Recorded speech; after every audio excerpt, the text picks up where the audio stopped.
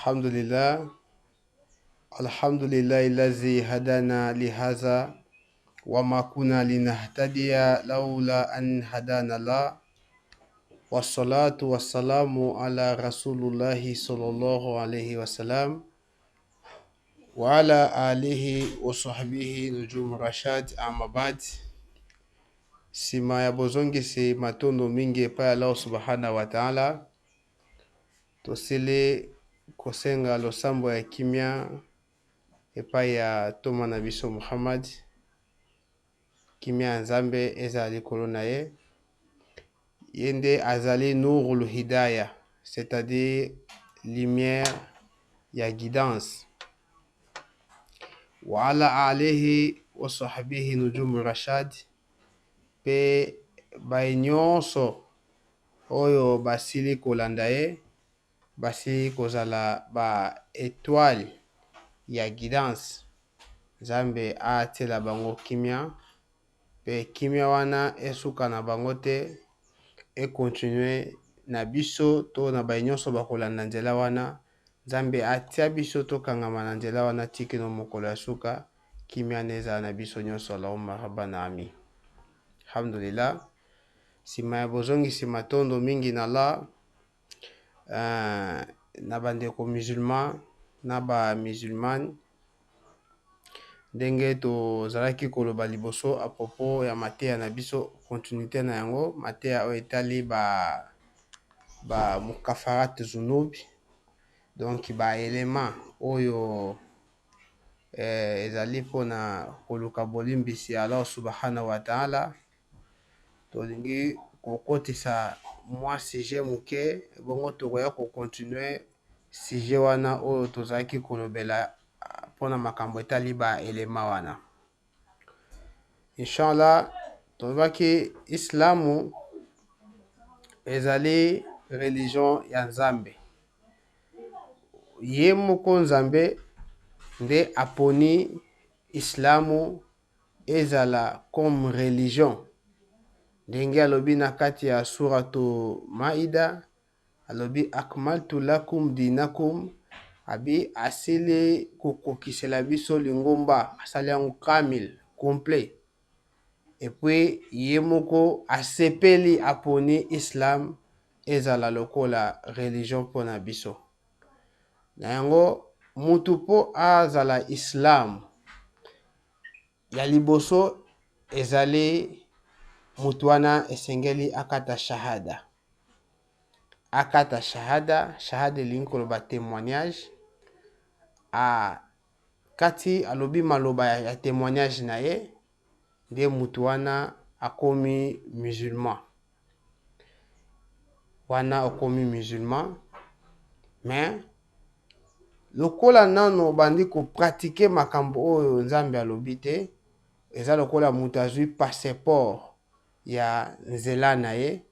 Mais siko poza la vrai musulman, ezosenga mutu a pratiquer mai oyo Nzambe alobi, c'est-à-dire kolanda Quran to tradition ya prophète Muhammad oyo tobengi sallallahu alayhi wa sallam, oyo tobengi na kombo ya sunna, des traditions. Soki okomi musulman, okomona na kati ya islam ezali na ba prescription oyo ezali ba prescription divine. Kuna na kati ya islam fo olanda ba prescription wana, ndenge nyonso Nzambe aza koloba esengeli na yo osalela yango ndenge Nzambe alobi. Otika sentiment na yo, olanda sentiment ya Allah subhanahu wa ta'ala, nde okotire profit ya religion auprès d'Allah subhanahu wa ta'ala. Et puis à part wana ekosenga na yo olanda lisusu tradition ya prophète Muhammad sallallahu alayhi wa sallam, parce que soko olandi tradition ya prophète Muhammad sallallahu alayhi wa sallam, nde Allah subhanahu wa ta'ala akosepela na yo. Pourquoi? Parce que alande atindi prophète Muhammad sallallahu alayhi wa sallam. Nde Allah alobi na kati ya buku na esantu, alobi aza koloba, aza kosadresse na prophète Muhammad sallallahu alayhi wa sallam pona anonce na biso, ayebisa biso. Alobi kul banda auzu billahi minash shaitani rajim, bismillahir rahmanir rahim alobi qul in kuntum tuhibbuna Allah fattabi'uni yuhibbukumullah wa yaghfir lakum dhunubakum sadaqallahu alazim. Donc ala lobi azako ya Muhammad abi kul loba na bango in kuntum tuhibbuna Allah soki bolingi Allah subhanahu wa ta'ala abi fattabi'uni bolanda Muhammad sallallahu alaihi wasallam yebisa bango balanda yo soki balandi yo kolanda wana nzamba azoloba nini, c'est-à-dire mai nyonso oyo prophète Muhammad sallallahu alaihi wasallam azokita nango, mai nyonso oyo nzamba azokitisela ye, maloba nyonso nzamba azokitisela ye ndenge alakiseli ye, donc biso tosala yango kaka ndenge prophète alakisi na yango. Soki tobandi kosala ndenge prophète nzambe azopesela ye maloba biso toza koaplike yango, aussi lota toza koaplike maloba wana nde ezali bolingo ya prophète Muhammad sallam, nde ezali profit oyo biso toza kotire ya koluka pe bolingo ya Allah subhanahu wa ta'ala. Donc il suffit seulement ya kolinga Muhammad sallam pe ko mettre ba action na ye en pratique ndenge nzamba za koloba na ye toza kosala nde kosala ke ba posa na biso nyonso oyo toza nango pa ala kosala nini akolembisa ba makambo na biso ya mokili, akobongisa mokili na biso ya lelo pe ya lobi. Donc akolimbisa pe na masumu na biso pe ala pe akolinga biso pona nini, parce que to gagner kaka mahaba ya Rasulullah sallallahu alaihi wasallam. Donc Rasulullah aza ekela moko munene oyo soki batu bayebi réalité na ye, donc ekozala donc ezali kaka grave poto loba penda makambo mususu boye ekoki kopesa mwa pasi na bandeko mususu oyo nanu ba comprendre réalité ya Rasulullah te, bien que batu batretaka prophète sallallahu alayhi wa sallam lokola mutu nyonso baza kotraite lokola mutu nyonso, mutu mususu akoloba na monoko na ye prophète aza na eloko akosalela yo te, nzambe kaka nde kolanda prophète eza libungi, bino batu ya spiritualité bozo ba makambo ya spiritualité makambo bozo sala wana eza libungi, parce que Rasul atikaki batu wana te, Rasul atikaki batu ya marke oyo bino bokomo komibenga batijania bakadria bakarkria batarika wana nyonso Rasul atikaki yango te. Alhamdulillah, c'est bien parce que mutu azali na connaissance te, Allah subhanahu wa ta'ala lobi botuna bay oyo bazali na connaissance nde boko kozwa ba réponse. Et puis soki boko solola esengeli bosola makambo oyo eza kotambola na kati ya suna, eza kotambola na kati ya Quran to oyo ezali na kati ya tradition ya prophète Muhammad sallallahu alaihi wasallam. Soki nde makambo wana bozwi réponse te na kati ya makambo wana nde bosali nini botiki. Mais soki oyo nyonso eza toza kosala ezali tiré na kati ya Quran to ya suna ya prophète Muhammad sallallahu alaihi wasallam, wana ezali ata na problème moko te, eza ata na problème moko te. Mais mutu koloba eloko to koboya eloko likambo oyo oza nango na connaissance te, donc c'est que péché eza nde epai na yo. C'est pour cela nzamba lobi bozali ko réfléchir te na Quran abito na kati ya mitema na bino nde ezali na bakadena oyo ezali kosala ke bo comprendre te oyo Quran ezali koloba, parce que Quran ezali clair. Islamu esili kokabwana te ke o wana bazali islamu ya bien wana bazali islamu ya mabe. Islam ezali na ba différence wana te. Mais prophète nabi sallallahu alayhi wa sallam alobi al-ikhtilafu ulama rahma ala al-ummati. Donc alobi communauté na ye bondongwani wana mwa ikhtilafu wana divergence wana ya ba connaisseur entre bango ezali bénéfique pour la communauté na ye. Donc bokabwani ya Islam ezate, parce que na Islam toza na Quran eza kaka moko o toza kolanda, et puis prophète azaka kamoko Muhammad sallallahu alaihi wasallam nde prophète na biso, et puis Kaaba nde kibla na biso. Donc Allah kaka ye wana nzambe toza kosambela, donc toza na eloko mosusu te oyo biso tozali ko associer na kati ya islam oyo. Donc toza kolanda kaka principe ya Allah subhanahu wa ta'ala. Mais Nzambe alobi na kati ya buku na ye santu alobi wa min kulli shay'in khalaqana zawjaini la'allakum tazakkarun. Sadaqallahu azim. Alobi wa min kulli shay'in. Donc na eloko nyonso abi khalaqana abi tokeli yango abi biloko nyonso ye bango bakeli yango bakeli yango zawjaini. Donc bakeli yango en couple. Donc bakeli yango en couple deux bakeli yango de la'allakum tazakkarun. Abi soki parfois bozali ko réfléchir soki bato aza doué na connaissance wana parfois bakoki ko réfléchir na yango nde ala aza koloba. Alors soki ala aza koloba biloko nyonso basali yango en couple ezali juste mwasi soki azali nde tozoyeba ke mobali azali, soki tomoni likolo ezali nde pe toza koyeba ke se ezali, soki tomoni butu ezali c'est par là pe toza ko comprendre que tongo pe ezali. Donc biloko nyonso Nzambe asali yango de alobi asali nyonso en couple abi asali tout en couple. Sikoyo mutu po azala mutu Nzambe asali mutu asali na corps, asali mutu na corps, et puis corps o ezali physique nde yango corps Nzambe asali le mutu, et puis asali mutu na âme spirituelle.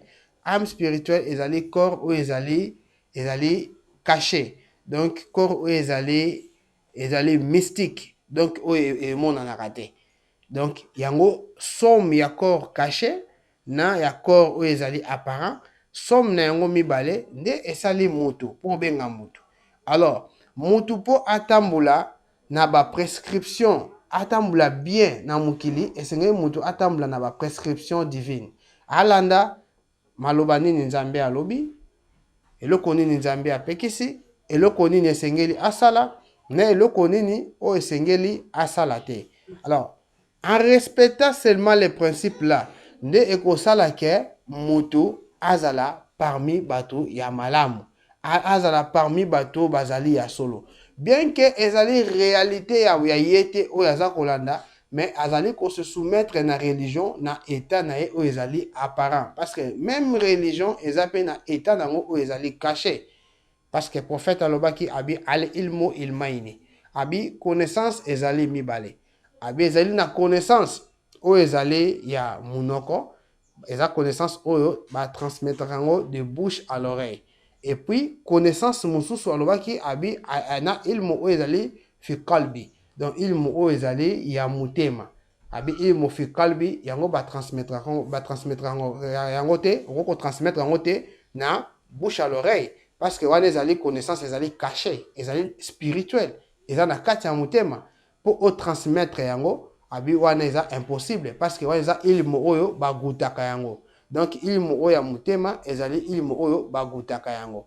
Alors na kati ya islam tozali na ba école, toza ba école ezali ebele, ba école ezali ebele oyo ezali kotangisa bato fiki, ezali kotangisa akhlaki, ezali kotangisa ba ankida, ba jurisprudence wana ezali kotangisa lecture Qur'ani, ezali kotangisa bato. Donc ba cours ezali ebele oyo ezali na kati ya islamu o bato azali kotanga na ba école oyo ezali kotangisa pour que bato bayeba ndenge nini ya kotambula na ndenge prophète Muhammad sallallahu alayhi wa sallam enseignaki, na ndenge Allah subhanahu wa ta'ala akitiselaki maloba oyo tobengi Furqani, livre discernement.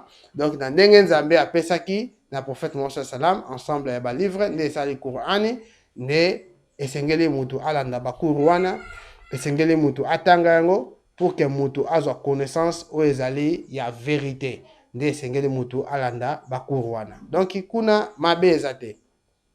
Et puis na kolanda baku wana eza kolakisa, eza ko signifier pe degré oyo ozali auprès d'Allah subhanahu wa ta'ala, parce que na nyonso oyo ozali kosala to na nyonso oyo ozali ko pratiquer vis-à-vis ya mai o prophète alakisi to na mai o Nzambe akitisi, soki oza kosala yango ndenge ala alobi te na ndenge prophète alobi te, c'est par là nde verset ya Nzambe ezokite lobi inna alaykum la hafizin kiraman katibin, abi ateli biso ba hafiz ou bien ange oyo bazali kokoma acte nyonso oyo moto azali kokommettre. Bango baza wana mpona kokoma baacte wana. Abi pourquoi? Parce que bakotangela mutu na mutu mokolo ya suka eloko na mutu oyo asalaki. Donc oyo osalaki bango bakotangela yango. Mais ntango yo otangi maloba ya Nzambe oyo ezali nécessaire na esenge nini amalu bihi. Donc ozwa maloba wana oyo otangaki otia yango na kati ya misala, otia yango na kati ya misala o pratique yango ndenge Nzambe alobaki, wana nde ozali Islam. Soki ezali mabe bakokomela pe kaka mabe, soki ezali pe bolamu bakokomela pe kaka bolamu. C'est ça l'Islam, de soumission. De pe kombo ya religion o Nzambe aponelaki biso abi ezali Islam. Donc osa Islam ou bien intikiyadu ko se débarrasser na ma nyonso o eza mabe, yango wana nde Islam, de soumission na volonté divine. Mais soki Islam oyo toza koloba na biso ezali clair oyo Nzambe abi asala yango eza ya kokoka pe na maloba mosusu abi fadkhul fi silmi kahafa, bokota Islam à l'entièreté. Donc soki Islam Nzambe asala yango ya kokoka et puis ye pe Nzambe alobi bokota yango à l'entièreté, dans sa totalité, bokota yango na bokokisi na yango nyonso. Esengeli mutu po akokisa Islam na mobimba na yango. Donc mutu alandi Islam na degré ya Islam, alhamdulillah akozwa récompense na epai ya Nzambe na mai oyo ya kolanda na ndenge Nzambe alobi na kati ya Islam. Mais ezali na musala babi ilmu oyo tozongi ya kogute, ilmu ya mutema oyo babi ezali connaissance oyo bagutaka. Bon, connaissance oyo ezali ya kogute, ezali connaissance oyo batangisaka yango na tableau te. Parce que prophète apesi exemple abi ilmu oyo ezali ya munoko, ilmu fi fami au fi lisani, et là ilmu oyo ba transmettre yango de bouche à l'oreille. Prophète asali différence nango. Mais ilmu oyo ezali ya mutema alobi ezali ya kogute. Comment est-ce que tokogute connaissance wana? Tokozwa yango ndenge nini? Alors na raison wana nde tomoni ba cheikh oyo bazali ya Kadria, tomoni ba cheikh oyo bazali ya ba Shazilia, tomoni ba cheikh oyo bazali ya Karkria, tomoni ba cheikh oyo bazali oyo baye na domaine spirituel, ba cheikh oyo baye na domaine spirituel. Deti biso toza kolanda nzela oyo cheikh na biso azalaki initié na yango na prophète Muhammad sallallahu alayhi wa sallam, nde biso toza kolanda nzela ya cheikh wana nde Cheikh Ahmed Tijani radiyallahu anhu, nde biso toza kolanda nzela ya cheikh na biso. Atikaki ata eloko moko te oyo ezalaki ya prophète Muhammad sallallahu alayhi wa sallam po azwa sentiment na ye atia yango na kati ya Islam. Atikalaki ata kosala yango te, alandaki nyonso oyo ezalaki comme mibeko ya Nzambe oyo azwaki epai ya prophète Muhammad sallallahu alayhi wa sallam, oyo prophète azwaki epai ya Allah subhanahu wa ta'ala, ye cheikh alandaki yango epai ya prophète Muhammad sallallahu alayhi wa sallam. Et puis ba cheikh na biso elandani bongo ti biso pe toza kolanda nyonso oyo cheikh alakisaki biso, ezalaki oyo eza volonté ya cheikh te, mais plutôt ezali oyo prophète Muhammad sallallahu alayhi wa sallam ayaki na yango, nde yango tozali kolanda. Mais biso tozali kokota yango profondeur. Il y a des choses au Islam elobi ke komela shimboki te, parfois eza makuru, eza eloko moko eza bien que eza imblâmable, mais balobi komela yango te eza makuru, eloko eza imblâmable ekoki koboma yo na santé, mais au moins yo sala yango.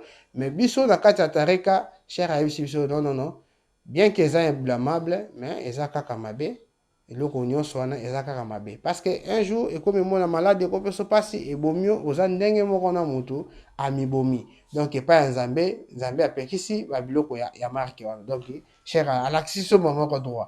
Donc toza na religion, toza na religion na état nango oyo ezali caché, na état oyo ezali apparent, na état oyo ezali caché. De même que yo moko mutu ndenge ozali wana, ozali na état oyo ezali apparent, na état oyo ezali caché. Exemple na yango ezali elamba oyo olati eza réalité na yo te, mais yo nde olati elamba wana, mais eza réalité na yo te. Soki olongoli elamba oyo olati nde tomona réalité na yo. Quand même soko tamboli nango na miso ya batu epesa soni, batu mosusu bakorespecte yo te, et puis ekozala makambo ebele ya mabe ekolobama. Alors esengi osala nini? Olata elamba mpona kobomba état oyo ya réalité na yo. De même que Islam état apparent nde tomoni ba voix oyo eza koinitie biso Islamu na bamazahibu ezotangisa biso islamu ata eza bamazahibu kombe mais islam eza kaka moko oyo nzambe aponaki, c'est la soumission à la volonté d'un seul Dieu nde yango na islam. Mais na oyo ezali ya tarika, nzela ya tarika ezali nde mpona koluka excusez, Allah subhanahu wa ta'ala, koluka rapprochement vers Allah subhanahu wa ta'ala, na koluka purification ya mutema nde musala oyo toza na yango yango wana tozosala. Un jour ezalaki na mokolo moko prophète Muhammad sallam avandi na ndako na ye. Distance ya ndako ya prophète Muhammad sallam na mosquée ezalaki distance moko ya bapa, obeti otamboli bapa muke nde okoti na ndako ya prophète Muhammad sallam. Bon, tango prophète avandaki na ndako azoka bato azosala zikri, bato aza kosala zikri makasi, kosaba rappel makasi, azoka prophète atelemi alingi akende kotala soki banani oyo baza kosala zikri wana makasi. Atelemi tango prophète aye akoti na kati ya mosquée, akuti bato bavandi, bato wana bazosala zikri ya Nzambe makasi. Nde Nzambe akitiselaki prophète Muhammad sallam ayebisi ye wasbiru nafsaka ma allazina yaduuna rabbahum bilghadawati wal ashiyi abi yuriduna wajhahu. Abi fait preuve de patience. Nzambe azolisa prophète Muhammad sallam asala preuve de patience abi na banani na bato oyo bavandi na tongo to na pokwa pona koluka eloko mosusu te, mais plutôt pona koluka kaka elongi ya Nzambe na bango. Prophète asa preuve de patience na bato wana. Mais soki toke na verset mosusu alobi fala taturduhum abi ko pekisa bango te, ko bengana bango te, abi parce que soki obengani bango, donc bango baza na compte à rendre te epai na yo, yo poza na compte à rendre te epai na bango, donc dako bengana bango fataturuduhum fatakuna mina zalimi. Donc soko bengani kaka bato wana yebake tokotia parmi ba injuste. Donc wana Allah subhanahu wa ta'ala azo yebisa prophète Muhammad sallallahu alaihi wasallam maloba ya marke wana. Donc biloko wana ezali biloko moko soki mutu aza mayele esengeli na mutu azwa conscience ya koyeba koluka Nzambe eza na ba degré na ba degré. Donc réalité wana nde ezali réalité moko soki mutu asangisi réalité ya islam, asangisi vérité ya islam oyo tolobaki ya ba école atangi, et puis asangisi na réalité oyo ya koluka elongi Allah subhanahu wa ta'ala lokola bato oyo bazali koluka oyo inshallah yebaka ke somme na yango mibale yango nde esali kamila. Donc yango nde esali kokoka complet, yango nde esali complet. Donc musala na biso ezali tozali nde kosala musala ya koboma nde nafsi na biso, nde musala tozali kosala. Eza kosala musala ya koboma nafsi na biso mpona koluka elongi ya Allah subhanahu wa ta'ala. Donc ezali kolongola ba sentiment na biso na ba maloba ya Allah subhanahu wa ta'ala. Ezali kolongola ba posa o ba shubhat, donc ba pension o tozali na yango mpona nini, mpona koluka Allah subhanahu wa ta'ala. Nde devoir wana ezali devoir ya mutu nyonso, ezali devoir ya ekelamu nyonso. Ekelamu nyonso azali obligé ya koluka Allah subhanahu wa ta'ala, ya koluka koyeba Nzambe na état oyo ezali apparent, na koyeba Nzambe na état oyo ezali caché, na koyeba Nzambe na état oyo ezali caché. Parce que Allah, il nous a tout enseigné. Apesi biso connaissance atie Quran polele, atie prophète Muhammad sallam lokola maître na biso ya servitude oyo azalaki bazokritisela maloba, mais ye mutu liboso azalaki kosala nini, aza kotravailler na maloba wana lokola, donc azalaki mutu masumu, mais oyo azali mutu masumu te. Prophète Muhammad sallam Nzambe akiti alongoli eloko oyo ekoki kosala ke asala masumu, Nzambe alongoli yango, mais prophète Muhammad sallam azali kosala istighfar mingi, azali kosala istighfar kosenga bolimbisi epai ya Nzambe mingi, et puis azalaki mutu azalaki na masumu te, mais azalaki kowelela kokokisa kosala losambo na ndenge oyo Nzambe alobeli. Chaque fois azalaki toujours présent na losambo na ngonga na yango, pe azalaki kosala losambo ya kobakisa nsima losambo, kosala donc basuna na kolanda na basuna ba tradition na nsima nango, azalaki kosala yango, mais azalaki moto azali na masumu te. Mais biso oyo tozali na ba défaut, tozali na ba erreur, tozali na ba masumu ebele, mais toza koboma makambo oyo ezali oyo kosunga bandeko musulman, oyo kosunga batu, toza koboma yango mpona kokende komipesa na makambo oyo ezali ya mabe. Alhamdulillah, omona moto ozopekisa bato bazoluka rapprochement epai ya Allah, donc yo ozopekisa bango batika koluka donc rapprochement epai ya Allah, mais yo moto oza kopekisa bato mabe, ozopekisa bato bosala zikirite ya kovandaka botangaka bakombo ya Nzambe bele bovandaka te mpona kolekisa batan, ozopekisa bato makambo oyo bavandi baza kosala eloko mosusu te, baza kotanga kombo ya Allah, ozopekisa bango, mais yo moto ozopekisa bango, yo wana ozoke kosala makambo ya mabe, ozosala escroquerie, ozosala zina, oza koyiba, ozosala basi ya bato, ozokende kosimba. Donc wana nde eza malamu, mais oyo eza Nzambe apekisi wana nde eza mabe. Donc soki eloko oza nango na connaissance te, c'est bien bon ya ko garder niveau oyo oza na yango, ya kotika ba oyo bazosala oyo baza kosala, Nzambe nde ayebi degré nini ya kojuge moko na moko. Parce que Allah subhanahu wa ta'ala alobi na buku na ye santo, alobi pardon na hadith kudusi, alobi arifuni kabla ta'abuduni, abi avant de m'adorer, il faut que vous me connaissiez. Donc soki bolingi bo adorenga, esengeli bosala nini? Boyeba ngai. Bon, koyeba Nzambe alobi te ke boyeba maloba nanga, abi boyeba ngai, ava ya koadorenga. Parce que soki oza na connaissance te ya koyeba Nzambe, d'abord ya état apparent na état caché, na état caché. Soki oza na connaissance wana te ya koyeba ba réalité wana te, eza mabe ya koloba yango. Parce que c'est risque bato mosusu oyo baza na connaissance ya koyeba Nzambe te, aza kopesa Nzambe forme na adoration. Donc azwi mo eloko moko aestime yango nde Nzambe, apesi yango forme, alors que Nzambe aza na niveau ya eloko wana te. Parfois kozwa pe eloko moko asali pe forme moko bite oyo eza Nzambe. Donc tout ça, pourquoi? Parce que moto aza na boyebi Nzambe ya solo te. Il faut sengeli na moto asala effort ya koyeba Nzambe. Soki oyebi Nzambe, nde okobanda kosala adoration oyo ezali ya solo, adoration oyo ezali pure, adoration oyo ekosalisa bato, adoration oyo ekozapenda ya solo, comme le roi alabi ana jalisu ma'aman zakarani. Donc abi je suis assis avec celui qui se souvient de moi. Donc abi avandi na bato oyo bazali kokanisa ye, bato wana nde Nzambe avandi na bango.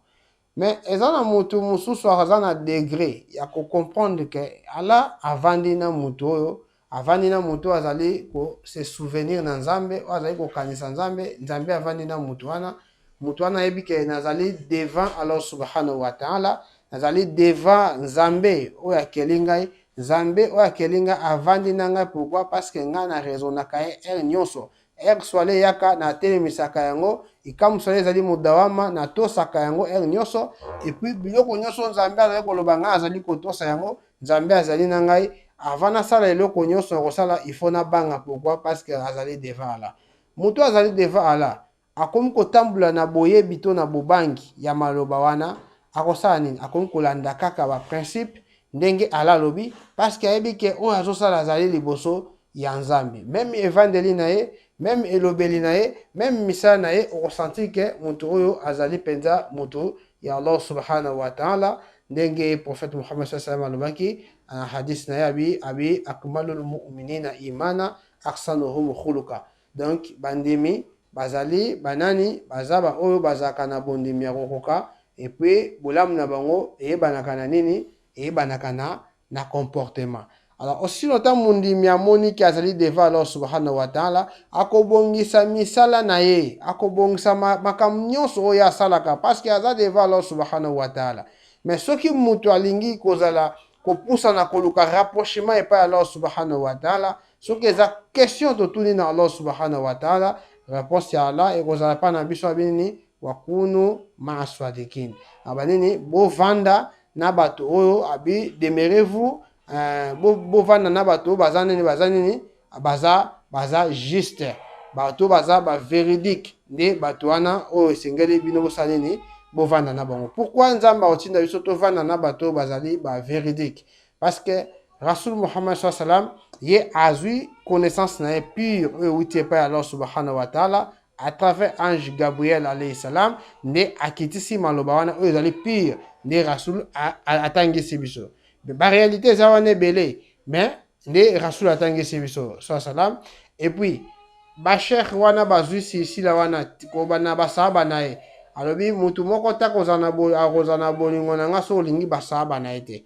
Alors basahaba na ye bango nde bahérité bazwi connaissance wana au prophète apesaki bango nde bapandi connaissance wana bango nde bapandi connaissance parce que ekomelaki bango et puis bango mpe batangisi yango ndenge prophète alobaki abi khairukum bolamu oyo kozana bino na nani na mutu oyo man ta'allama al-Qur'ani wa 'allamahu na mutu atangi connaissance pe pa tosala nini azo transmettre yango nde bango bazwaki connaissance wana après kozwa connaissance wana batransmettre yango batabiin pe bazwi connaissance wana. Alors lokola ekomeli bango mpe esengeli bakomisa balobi nini mutu mpe akozala na bolingo na biso te soki oza na bolingo ya oyo baza na nsima na biso te nde basheikh. C'est pour cela rasul al-ulama rasatul anbiya. Donc basheikh bazali ba hérité ya prophète Muhammad sallallahu alayhi wa sallam na toutes les stations to na toutes les dimensions. Basheikh bango bazali ba hérité ya prophète Muhammad sallallahu alayhi wa sallam. Donc soki olingi koluka prophète Muhammad sallallahu alayhi wa sallam à travers basheikh nde okozwa okoyeba prophète Muhammad sallallahu alayhi wa sallam à travers bato oyo bavandi na réalité wana oyo bazali ala vandi na bango oyo bazali ko se souvenir na ala chaque fois nde okoyeba ala. Donc nde ezali chemin ya mutu pe ezali devoir oyo Rasul alobi même devoir oyo nzambe atindi na mutu aluka connaissance ya koyeba na place oloba eloko na oyo oza nango na connaissance te. Donc nzambe a facilité biso prochainement tokolobela lisusu makambo mingi oyo etali ba grandeur ya kolobela Rasul et puis même na ba leso ba mukafarate zunub ya kolobela ba élément oyo olimbisaka masumu tokoloba tolakisa ba élément nini oyo ezali plus meilleur ya kosala mpona mutu a se purifier. Nzambe asalisa biso inshallah. Assalamu alaikum wa rahmatullahi wa ta'ala wa barakatuhu.